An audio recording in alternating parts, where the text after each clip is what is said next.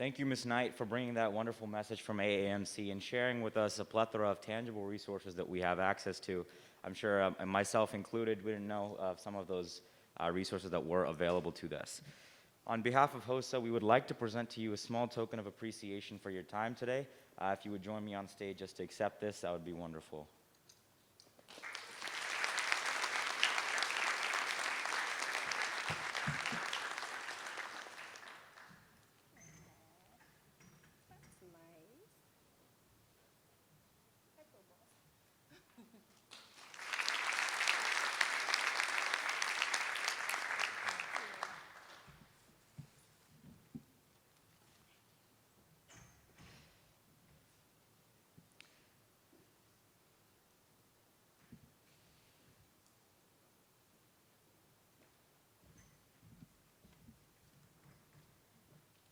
Next, representing Bristol-Myers Squibb is Ms. Patricia Cornet, Senior Director of Patient Advocacy.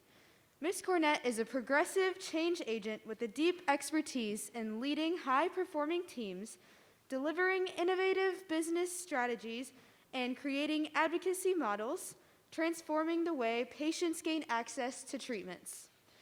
She's a trusted business partner who solves complex business, patient, and physician problems. With global pharmaceutical leadership experience spanning clinical operations, medical affairs, and research, Ms. Cornet is a highly reputable advisor in cardiovascular, oncology, immunoscience, and virology disciplines. She is also notable for designing and implementing global, disruptive integrated recruitment engagement strategies with a focus on advancing the careers of women. Ms. Cornet represents Bristol-Myers Squibb on the HOSA 100 National Advisory Council, and they serve as one of HOSA's premier sponsors and truly are a friend to HOSA. Bristol-Myers Squibb sponsors the International Leadership Conference Competitive Events Program of Work. Please welcome Ms. Patricia Cornet, Senior Director, Patient Advocacy at Bristol-Myers Squibb.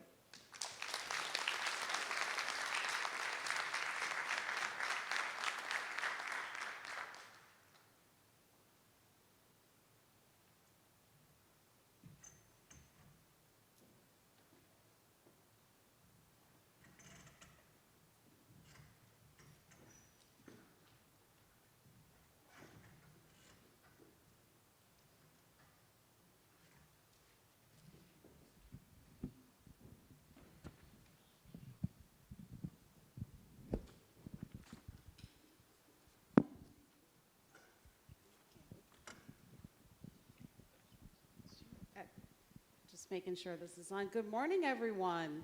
Good morning. What a beautiful sight. This is amazing. I think this is my third HOSA event, and I just get so enthusiastic every time I see all of you guys together because you are the future of our country and you are the future of our healthcare. And today, Shri, thank you so much for agreeing to interview me. I thought we'd take a different approach to having a conversation about career pathways in the pharmaceutical life science industry. I just wanted to get a quick poll of the room. How many folks are even interested in working in the pharmaceutical industry? Okay, next time maybe a few more hands. Oh, one in the back? Awesome, okay, great. So hopefully by the end, maybe we'll take another poll and see if more hands come up. Sounds good. Well, let's get started. So your background is from the pharmaceutical industry, and can you share with us a little bit of insight as to what exactly it means to be involved in the pharmaceutical industry, as well as subdivisions that exist that maybe many of our members might not be aware of as career opportunities? Thanks for that question, Shri. Well, many of us who are in industry found out about it by accident, and that's certainly my situation. When I've been 20 years in the industry now, and I started with nonprofit work as a diabetic researcher. In about a few months into the role, I recognized in the nonprofit space a lot of the funding is based on grants and things of that nature. And my boss, who was moonlighting, she was working 2 jobs, Pharma and working for the organization that I was in said, you know, you may want to look into the pharma industry. So I started doing some research about it because coming out of undergraduate school, I really didn't have any full idea. It's a real large landscape, and if that's anything that you take away from our discussion today is that the roles are broad. So thank you, Natalie, for exposing the group to the medical field. That's certainly one part of it. But when you think about pharma and you think about drug development, it encompasses a lot. It's from discovery, figuring out what molecules work to attack a particular disease, and then it goes into development. You have to then design that drug, and then you have to test it, so clinical trials. Many of you heard about the trials during COVID that were happening, right, so that we now have vaccines. And then you have to operationalize those trials into bigger numbers of people after you've tested them in animals. And then you go into operations, manufacturing the drug, and then you got to sell the drug, right? So that is a huge system, and often what we see the focus on is the research and the discovery, which is an absolutely critical part. At Bristol-Myers Squibb, we focus on helping patients who are dealing with very serious diseases and identifying drugs that can help patients prevail over those diseases. So that's where our science sits. And we cover a number of therapeutic areas, mentioned some of them in my bio. So just imagine all of that. You've got to figure out what the drug is, you've got to test it, you've got to commercialize it, you have to sell it, and then you have to monitor how it's doing after it's in our healthcare system, because we don't figure it all out through our clinical trials. So there's a huge array of work that goes in, it involves that whole development process, and that comes with it many different types of jobs. MD is one, having that background. We definitely have physicians involved. We have researchers involved. We have lawyers involved. We have accountants involved. We have people like myself who have a basic research background and more of an operational background. So I just share that just to give some light to how vast the ecosystem is around pharmaceuticals. And that really opens up a lot of opportunities for all of you as you're thinking about careers potentially in the space. Right, no, that's a great point. I mean, when you think pharmaceutical, not always do we think about the marketing side of it, and then being able to advocate for a drug and taking it to the market. That's a really important part of pharmacy, right? I mean, there's a lot more than what meets the eye, I feel like, when it comes to pharma. Right, absolutely, Shri. And yesterday we briefly talked about government affairs and advocacy. It's a heavily regulated industry as well. And so what comes with that is a lot of activities around government affairs, engaging with lobbyists and things of that nature that was the discussion yesterday. And my role, where I sit in advocacy. I came into Pharma and went into the operations arm. That's more around supporting execution of clinical studies. So physicians or researchers would design them, and then I make sure they actually happen. And then the second part of my career, I've really been involved in what I call external partnership building. So we don't develop our drugs alone. We develop them mostly in partnership with academic institutes, other research institutes, sometimes the government. The NIH is part of the government, right? And that partnership also incorporates taking the patient perspective in consideration. So I now sit in a role where I'm actually working to advocate for those patient perspectives coming into the drug development process. And I partner quite a bit with our government affairs colleagues who are working around the policies we're seeing in the healthcare space that are affecting how you get access to drugs and things of that nature. So I know that sounds like a lot, but it is a lot. It's a complicated field, and but that's great because it gives a lot of opportunity for career development and growth. Great. I mean, and speaking of your role, I mean, what kind of made you decide initially to go and enter the pharmaceutical industry? And maybe if you could also talk a little bit about why specifically the advocacy part that you mentioned earlier, as to what do you feel like that is your calling in pharma? I guess it comes back to my roots.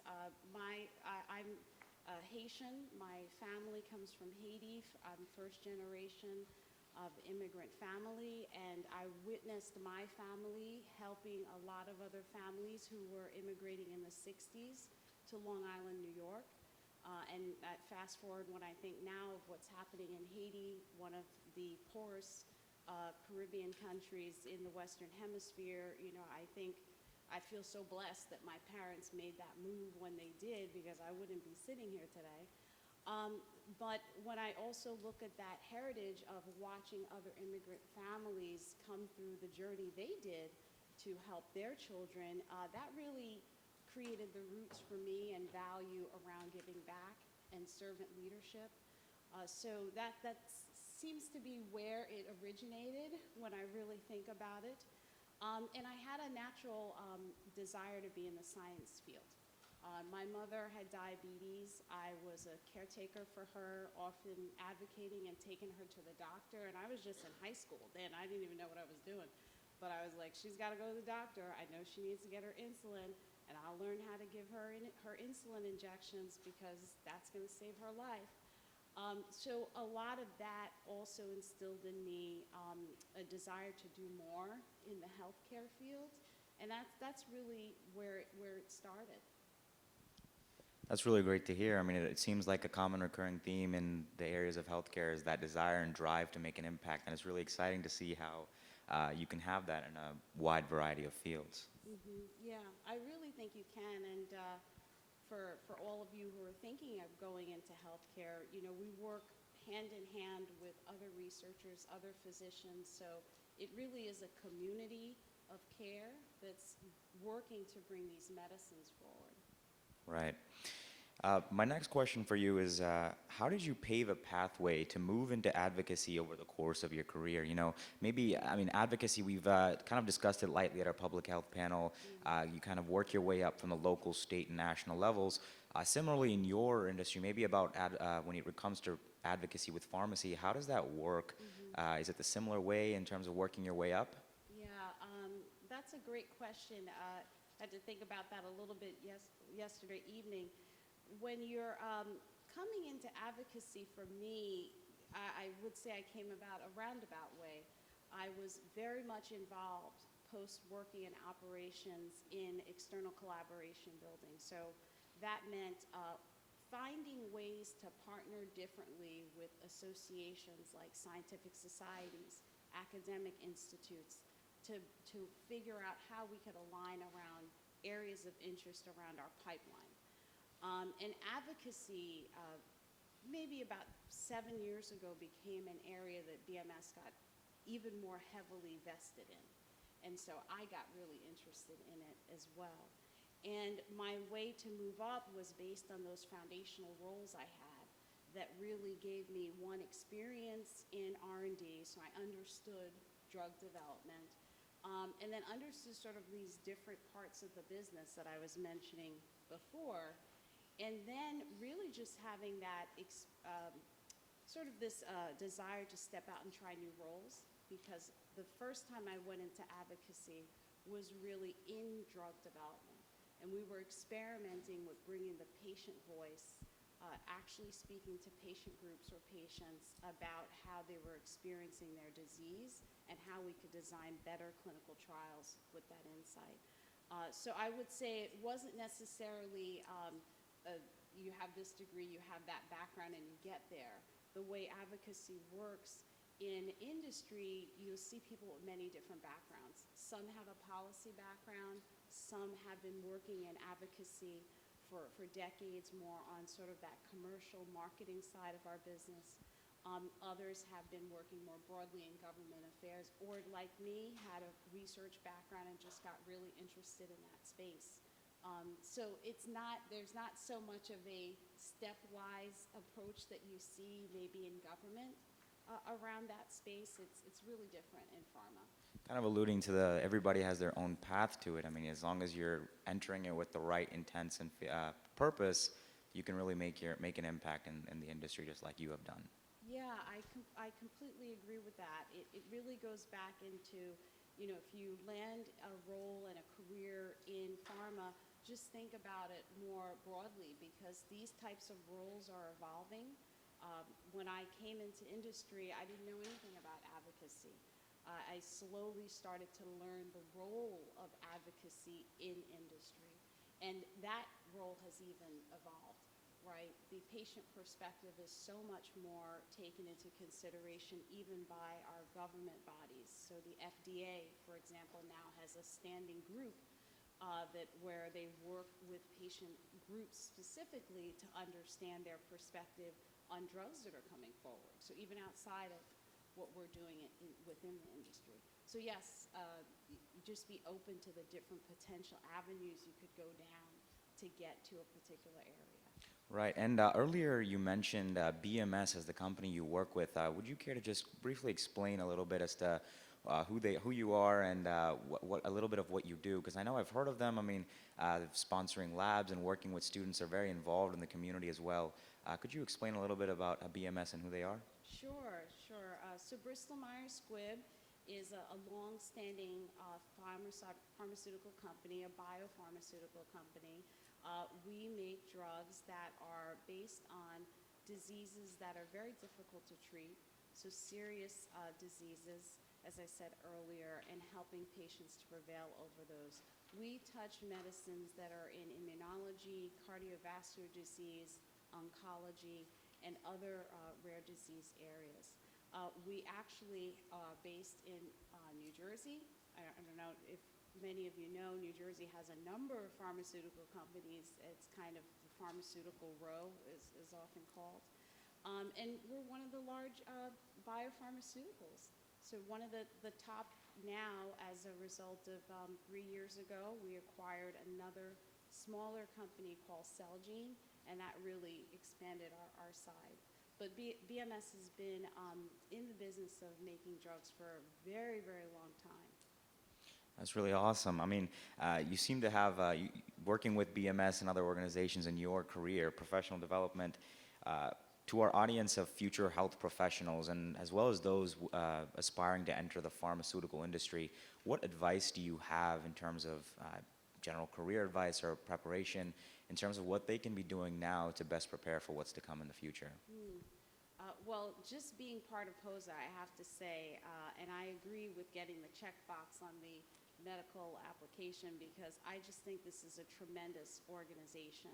Not only are you getting exposure to industry, not just pharma industry, but the healthcare sector as an industry, you're also getting these key capabilities and skills that many students who are going through college may not even be getting, and you're getting it at a very young age. So just imagine what you're going to be able to build on. So I think being part of organizations like this are critical. I think finding ways to differentiate yourself. You kids are smart. Kids are smart today. And it's going to get harder and harder, and this is my personal opinion, to differentiate yourself because getting the top SAT scores is not going to be as difficult anymore. Getting access to organizations like this won't be as difficult anymore. So how can you think about building your own LinkedIn profile right now as you are growing your career? My daughter is a sophomore at the new school, and I remember a couple of years ago she was starting to dabble with LinkedIn, and I was like, what are you going to put on there? You don't even have a job. What exactly are you going to put on there? And she said, well, Mom, this is work, what I'm doing in high school. She was president of several clubs and things of that nature. And then she had gotten placed in a couple of programs that she applied into and traveled. And I was like, you know what, that's kind of silly, but go ahead, put it on there. LinkedIn's for professionals. And guess what? A few companies started reaching out to her. Really Wow. fascinating, yeah. So, of course, she didn't take those jobs. I wish she had. But the point is to start early, and you're already doing it by being involved in organizations like this. That's really great to hear. I mean, hearing about what's always available is great, you know, getting the exposure to opportunities that are available. But sometimes that can be difficult, you know, especially for people just starting to explore their careers and what's available to them. Specifically in pharmacy, in terms of, is there like a consolidated place or anywhere, general resources that students have access to beyond maybe their school's advisor in terms of determining career routes and options? And pharmaceuticals. What I would say is do your research. I agree with you in the point that schools do offer a lot, so whatever college you decide to go to, even as part of your college selection process, you may want to be thinking about what resources they have available and who they're networked with. Because what I've found now, you know, later in my career, as we're interviewing PharmD fellows, MBA students for different roles, they're often mapped to a college that has some sort of an in to some of these companies. And certainly for Bristol Myers Squibb, we do. We have a standing PharmD fellow program, which is, it's an exquisite program. The kids are like cream of the crop in the PharmD programs, but they get a really great real life experience. But that program's like very specifically happening all the time with certain pharmaceutical companies, between Rutgers and certain FAMU universities. So I would say look into the type of college and what they're mapping to, because that really is an in. Doing your own research, if there are particular companies that you're interested in, the websites are amazing. I was actually checking out the BMS website and looking at a couple of other websites, and they've really stepped it up. I mean, not just visually, but there are a lot of portals on there. We have a portal for internships as an example. So you can find a lot of information. And the third, I would say, is talk to as many people as you can once you've sort of figured out where you want to go, who are in that industry, because they're really going to give you the in. And if you, you know, you're in your graduate program now, you're undergrad, almost ready to graduate, and you're starting to apply to jobs, it does help when you know someone on the inside. It really, really does. So as much as you can start to build that type of network, I think for yourself, it becomes a resource for you. No, right, and I mean, sometimes it's, people say, right, I mean, it's a little less about what you know and more so of who you know. Absolutely. And in colleges and universities and connecting with companies and building those professional connections can be really important for your career. Absolutely. That brings me to our last question before we open it up to the floor. In addition to your work at Bristol Myers Squibb, you are the co-founder of Women of Color in Pharma. Why did you form the organization? What impact is it making in the industry of pharmacy? And specifically, if you could address and touch on the inequalities and inequities for women in pharmacy and maybe even in healthcare in general, that would be great. Yeah, I was reading a disturbing article the other day that said of the Fortune 500 companies, there are 39 women CEOs and 2 African American. That's it. This is today. So we still have so much work to be done in the U.S., and Fortune 500 actually is global, internationally, to raise the bar for more diverse talent getting into leadership roles, as well as women getting into leadership roles. And Black and Latino women fall even lower when you start to look at the scale of who's rising to the top. So I have a second passion around unleashing the potential for women and girls. It's just something I've been doing for a while. I take a group of girls, to the Women and Science UN STEM event every year. I was chapter director for Little Sisters in the Know, just to expose my daughter when she was younger to other girls like her. And so it's been there for a while. But what I realized in the pharmaceutical industry is I often was the only Black woman in the room at a conference and things of that nature. And after a while, I thought, wow, I've got to do something about this. You almost get used to it sometimes. So for a while, I think I felt like I was just numb to it. And one day I was in a meeting, and a colleague of mine came in, another Black woman physician, and that was something like unheard of. And we started talking, and I shared my experience She was sharing hers. And from that conversation, we decided to take some action. So we stepped outside of the walls of the companies and brought a group together, just like friends, peers across industry, and started asking probing questions around what their experiences were like as women in the pharma industry and what they were experiencing. And out of that conversation really spawned WOSA, Women of Color in Pharma. So it's not like we went into it saying we're going to start an organization. We just said we're going to take action. And I'm a very impatient person. So, I just take action where I can because I think life is too short. So why wait for things to happen when you can create it yourself? You should just step out there and, do it where you can. And that's what we did.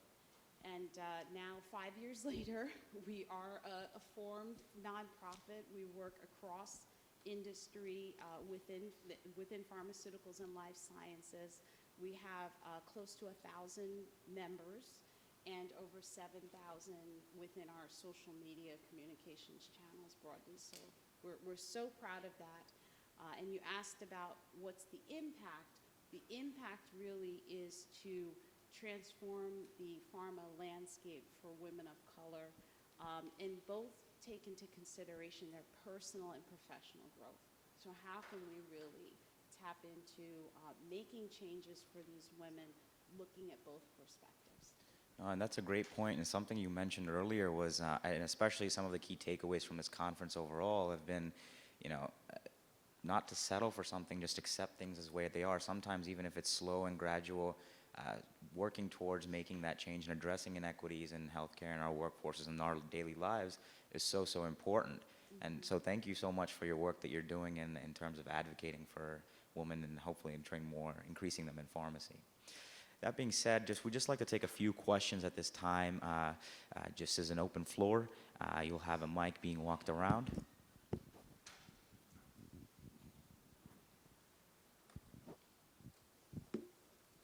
Hi, my name is Justina. I'm from Tennessee. So as you mentioned towards the very end, that you said that of the Fortune 500, only 39 are women and 2 are African American. And I'm a minority, I'm Egyptian, and I feel like they're really underrepresented. So do you have any advice on how to overcome those obstacles? And then I kind of have like a follow-up question after, but do you have any advice on how to overcome those obstacles?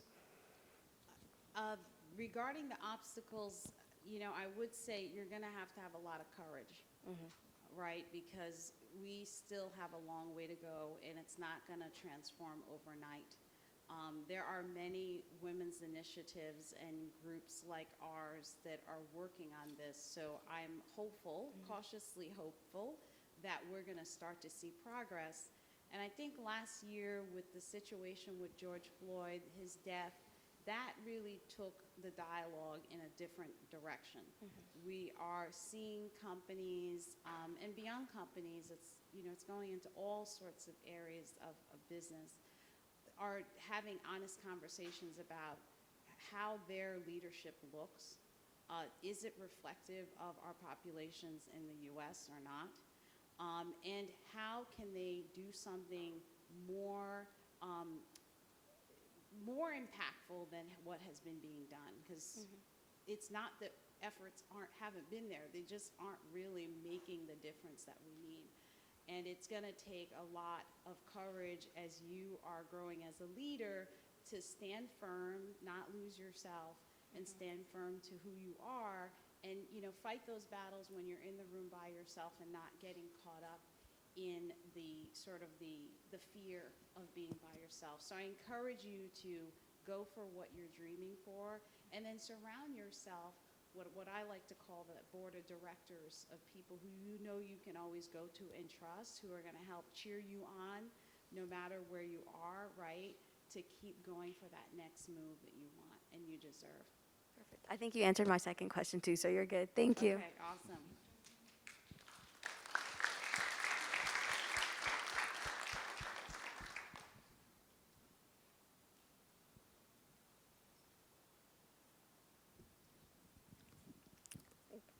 Hi, I'm Tedabia Addo. I'm also from Tennessee. And I've just seen this pattern that, especially minority women, were kind of, just in my own experience and other people's experiences, kind of just feeling always being put down, not only on social media, but in the workforce or in school or things in general. So I was wondering how, even though Justina kind of talked about how to do it in general, I was wondering how you like overcame that in general. Well, I think that I've had around me this protection from my family, where when I need to vent, I have always had a place where I can go to have that outlet. And I think it's an important aspect that you shouldn't take for granted no matter what age you are. And I don't even know when I was younger if I knew that's what I was doing. But now I recognize I had that. And not everybody has a place where they can go, a safe place to have those concerning conversations. So I think if you can create that for you, which is what I did in the business space, I started creating like women that I could go to, and some men, that I could safely have conversations around how I was really feeling, until I got to the point where now I am very comfortable to speak out, right? There's a way to speak out, but I'm very comfortable to speak out when I feel that I'm being, oppressed, suppressed, however you want to call it, or within an environment where you just don't feel that you're getting the support and being able to articulate what that support is. So if you can identify, other girls that are like-minded like you, other people in your family, your circle, your church, it can come from anywhere that, you can trust to have those conversations with as you're going through your growth journey. I think that's incredibly important. Because as you can see, our society, and this is my personal opinion, it's constantly evolving. There's things that are happening around us all the time that are going to test you, right? Whether it's at work or at home or otherwise. So having that safety net, I think, for me, has been critically important. Thank you.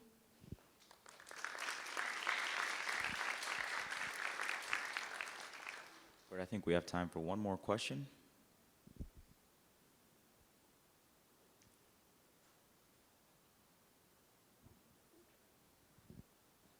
So my question kind of relates back to your experience with R&D in pharmaceuticals. So as someone who's interested in the intersection between psychiatric medicine and pharmaceuticals and drug development, what's something that you see as an innovation in pharmaceuticals that will likely impact future generations of health professionals? That's a really good question. I'm trying to think of the name of the company. It's not coming to me right now. But there's a really weird intersection between devices and treatment that's really starting to become real. Maybe I'll give the example of like your Fitbit, your Apple Watch, which is measuring now your blood pressure and vitals. What do we do with that? Like, what is a patient, or I shouldn't say patient, a person who's wearing an Apple Watch who sees like a potential atrial fibrillation sort of happening, what do they do with that? And there's a psychological component to that too. So there are apps that are tracking your mental health, you could so to say, your sleep pattern and things of that nature. And now there are companies that are starting to look at that intersection. So it's not just medical intervention, it could be a different type of intervention that comes as a result of our ability to capture that data real time in that way. So I think that, I don't know what the answer is, what those roles are gonna look like, but it's a space that could be created, right? It's a space where someone who has a psychiatric background, for example, and understands sort of how the mind works, and looks at these types of devices and the data they're capturing and comes up with some other way to either study the intersection or help have an appropriate point to intervene when you're seeing something negative happening. So I just think there's so much that hasn't happened yet in that space, and it is coming into pharma, because layering on top of that are the medications that can also help, right? So it's getting more complicated, but I think it's actually exciting and pretty cool that we're starting to see technology coming into the way that we treat people, but it's going to change the way we do medicine and the way we potentially submit for approval of a drug, because it might have another component of technology to it with the drug. I don't know. It's such a interesting space, but I hope that answers your question. I would just continue to look at those areas to see how they're evolving, and as you think about your career, what do you want to bring to the table that could be different, that's not already in existence?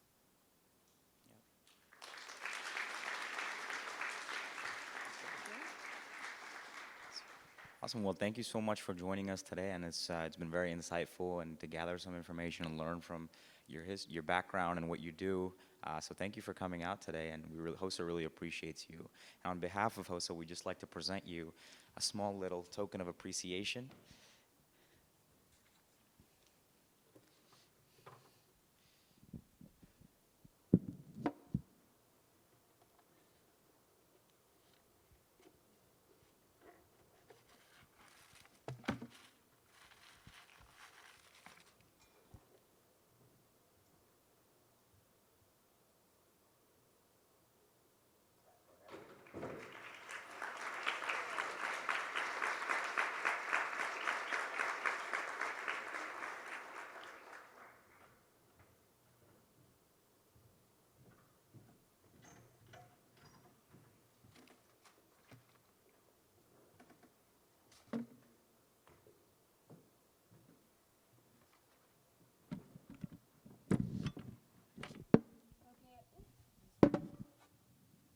Okay, everyone, we will now be taking a 10-minute break.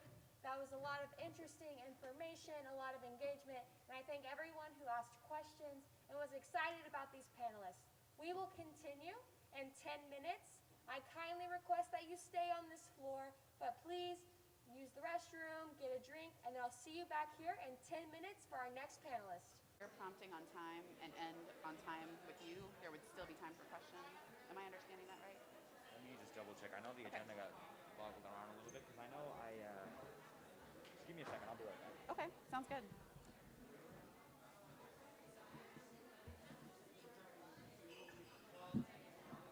Hi. Hi, pleasure. Brian, so much for coming. Yeah, my pleasure. Okay, so it's up and it's good. Did you have any audio? We don't. We're uncomplicated again. And then did they ask you how you wanted, or you both can use the podium, do you want to use the chairs? Can I walk? Yeah, absolutely. And we've got, this can come out. Yeah, I'm fine just problem. holding it. That's fine. And then if both of you were talking, this is here, just needs to be flipped on. Okay. Just right there. Okay. Okay. Just like that. I'll put this right here. Perfect. Oh, yeah, you can get up. Yeah.